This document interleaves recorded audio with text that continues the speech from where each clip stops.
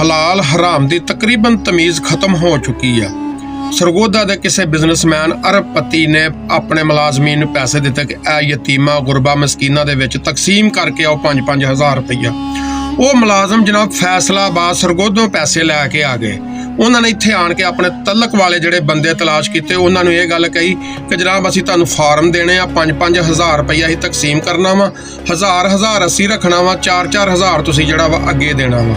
ਉਹਨਾਂ ਨੇ ਜਨਾਬ ਅੱਗੋਂ ਜਿਹੜੇ 4,000 ਵਾਲੇ ਬੰਦੇ ਸੀ ਜਿਨ੍ਹਾਂ ਨਾਲ ਸੌਦਾ ਆਇਆ, ਉਹ ਜਨਾਬ ਅੱਗੋਂ ਘਰੋਂ ਦੇ ਵਿੱਚੋਂ ਮਹੱਲੇ ਦੇ ਵਿੱਚੋਂ ਬੀਬੀਆਂ ਲੱਭ ਰਹੇ ਆ, ਉਹਨਾਂ ਦੇ ਨਾਲ ਇਹ ਐਗਰੀਮੈਂਟ ਕਰ ਰਿਹਾ ਕਿ ਅਸੀਂ 2-2 ਹਜ਼ਾਰ ਰੁਪਈਆ ਜਿਹੜਾ ਵਾ ਉਹ ਤੁਹਾਨੂੰ ਦੇਣਾ, ਤੁਸੀਂ 2-2 ਹਜ਼ਾਰ ਰੁਪਈਆ ਸਾਨੂੰ ਦੇਣਾ ਵਾ। ਤੇ ਜਨਾਬੇ ਵਾਲੀ ਇਸੇ ਤਰ੍ਹਾਂ ਕਰਕੇ ਤੇ ਉਹ ਪੈਸੇ ਜਿਹੜੇ ਉਹਨਾਂ ਨੇ ਤਕਸੀਮ ਕੀਤੇ, ਯਾਨੀ 5,000 ਦੇ ਵਿੱਚੋਂ 3,000 ਲੋਕ ਖਾ ਗਏ ਤੇ 2,000 ਵੀ ਹੱਕਦਾਰ ਨਹੀਂ ਨਾ ਹੱਕ, ਕਿਉਂਕਿ ਉਹਨਾਂ ਨੇ ਐਗਰੀਮੈਂਟ ਦੇ ਉੱਤੇ ਬੀਬੀਆਂ ਲੱਭੀਆਂ ਵਾ। ਬੰਦਾ ਉਸ ਬਿਜ਼ਨਸਮੈਨ ਉਸ ਤਾਜਰ ਨੂੰ ਪੁੱਛੇ ਕਿ ਸਰਗੋਧਾ ਦੇ ਵਿੱਚੋਂ ਗੁਰਬਤ ਮੁੱਕ ਗਈ ਸੀ, ਆਇਆ ਤੂੰ ਇਹ ਆਪਣੇ ਹੱਥ ਦੇ ਨਾਲ ਤਕਸੀਮ ਨਹੀਂ ਸੀ ਕਰ ਸਕਦਾ।